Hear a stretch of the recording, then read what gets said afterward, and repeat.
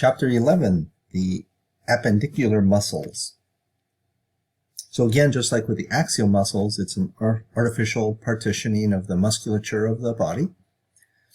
But the appendicular muscles, they support and move the upper and lower limbs, our arms and our legs. So we'll start with the muscles of the pectoral girdle and the upper limb. So muscles that move the pectoral girdle include muscles that originate on the axial skeleton and insert on the clavicle and scapula. So the anterior group, the ones you can see here on the anterior aspect of this figure, include the pectoralis minor, which is deep to the pectoralis major, pectoralis minor, and it depresses and protracts the shoulder. So because of its insertion on the scapula, it depresses it, moves it, excuse me, downward, and protracts it, moving it forward. The serratus anterior, which we can see here and also over here, because of its insertion on the scapula as well, the serratus anterior also protracts the scapula, moving it forward, and does superior rotation of the scapula. Here's another view, somewhat deeper on both sides. There's the pectoralis major. You see where it inserts on the coracoid process of the scapula. And then the serratus anterior, it's not really visible here, but it inserts on the border of the scapula as well. Oh, and here you go. So depression of the scapula, moving it down, and protraction of the scapula, moving it anteriorly, and then superior or upwards rotation of the scapula, also accomplished by the serratus anterior. Okay, posterior, we have the trapezius. Its superior fibers can elevate the scapula, move it upwards. Remember, the superior fibers, superior portion of the trapezius, can also extend the neck. Retracts the scapula, moving it posteriorly, the middle fibers of the trapezius, and then the inferior fibers of the trapezius can help depress the scapula, move it inferiorly. And again, that's because of this broad, wide aspect, structure of the trapezius muscle. Deep to the trapezius, as we can see on this side, there's a number of muscles. We only need to know the rhomboids. There's the major and the minor, but we can call them all rhomboids. And they adduct, moving the scapula towards the midline, and do downward rotation of the scapula.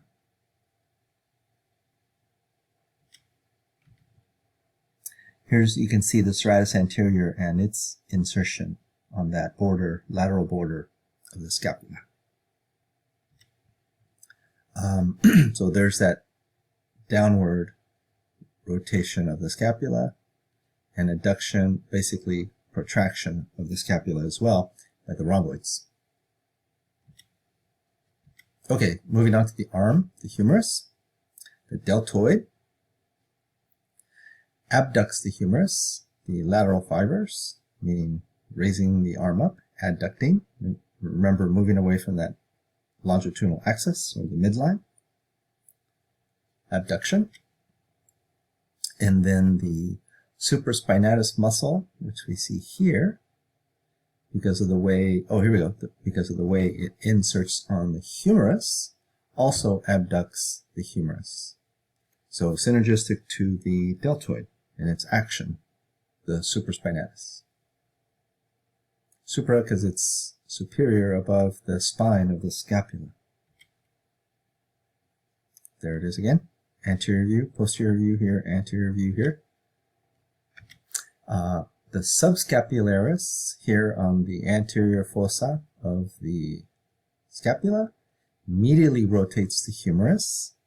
As you can see here, medially rotates it, moving it inwards. If you had your hand, it would be moving inwards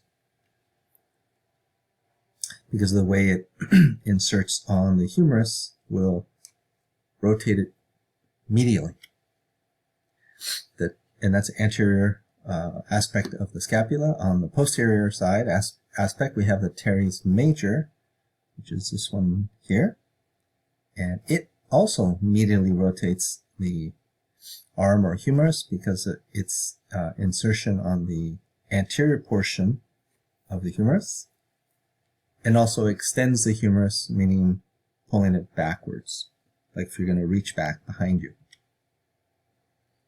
You see here the teres major, and it inserts on the anterior portion of the humerus, so when that contracts, it's going to cause medial rotation, in addition to extension of the humerus, moving it backwards. The infraspinatus, inferior to the spine, this muscle here and here, infraspinatus, laterally rotates the humerus, moving the hand outward because of the way it inserts on the posterior portion of the humerus. When it contracts, it's going to laterally rotate the arm or the humerus, in addition to the same synergistic action of the teres minor, which we can see right here. It also inserts on the posterior aspect of the humerus, causing that lateral rotation. As we see here, teres minor, and all that is the infraspinatus. When they contract, they're going to laterally rotate the arm or the humerus. The pectoralis major is the principal prime flexor of the humerus, moving it forward, as if you were to do a bench press or push-up. Also adducts and medially rotates the humerus. Adduct, moving it towards midline, and doing some medial rotation because of its insertion on the anterior portion of the humerus or the arm. The latissimus dorsi extends the humerus, brings it back, also adducts the humerus, and medially rotates the humerus because of its insertion on the humerus as well.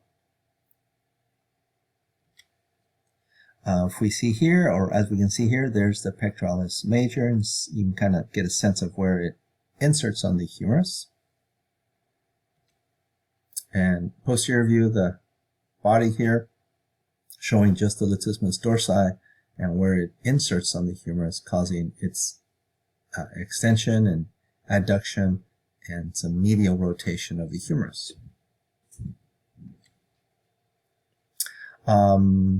Not that you need to know where the insert, but just to show you here, here's the pectoralis muscle insertion point, and then there's the latissimus dorsi insertion. Anterior portion of the humerus. Okay, the rotator cuff muscles, also called the sits muscles, because the four muscles begin with S-I, T, and S. So these are muscles and tendons that stabilize the shoulder joint. They're external to the synovial capsule around the shoulder joint. If you remember in the previous chapter on articulations, joints, chapter 8, I believe, we saw this figure. Having the humerus removed, we see the glenoid cavity or fossa. Here is the subscapularis muscle. Here it is. Here's where it inserts. Right here is the teres minor muscle. Here, there's where it inserts. And then here's the tendon of the infraspinatus, right here.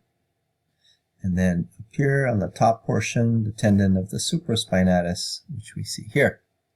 So again, these muscles and their tendons help reinforce that shoulder joint. So the sits, one is the supraspinatus, right here. It abducts the arm, lifts the arm as if you were to put on underarm deodorant, right? Synergistic to the deltoid. Infraspinatus, which is here, does the lateral rotation of the arm or humerus. The teres minor does the same thing, lateral rotation of the arm or humerus. And then finally the subscapularis does the opposite of these two antagonistically. It does medial rotation of the arm. So, little quiz, which one would abduct the arm, raise the arm? Well, it's got to be this one that comes up from above, supraspinatus. How about laterally rotates the arm? That means when it contracts, it's got to pull the humerus laterally. That's got to be the infraspinatus and the teres minor. And then what's left? Medially rotates the arm or humerus this way. That's got to be the subscapularis that does medial rotation. Okay, so rotator cuff injuries. The supraspinatus muscle injury is the most common, either a tear on the muscle itself or it's a tendon. Example, baseball pitchers, because they generate so much force on that shoulder joint, can damage this supraspinatus muscle or other ones. And minor tears, injuries can heal themselves. With severe injuries, it requires surgery. Okay, let's move on to muscles that move the forearm, the shoulder. Sorry, that's the elbow joint. So elbow or forearm flexors. We have the biceps brachii, flexes, and also supinates the arm. If you remember, supination is that movement of the arm such that it is in the anatomical position, palm facing anteriorly or forward. Because of the way of the insertion of the biceps brachii will flex the forearm or the elbow and also supinate the forearm. The brachioradialis, as we see here, also flexes the forearm or the elbow, so these act synergistically. Here's the biceps brachii, biceps because it has two heads. That long head tendon helps support and reinforce the shoulder joint. Here you go again. You see where it inserts on the ulna and the radius. So elbow or forearm extensors doing the opposite as the flexors, and that's going to be the triceps brachii. Back of the arm extends the forearm. Triceps, because it has three heads, superficially you can only see two. The long head and the lateral head, and deep to those is going to be the medial head, hence triceps brachii. So moving on to the forearm again, pronation and supination. So the pronator teres pronates the forearm, like so.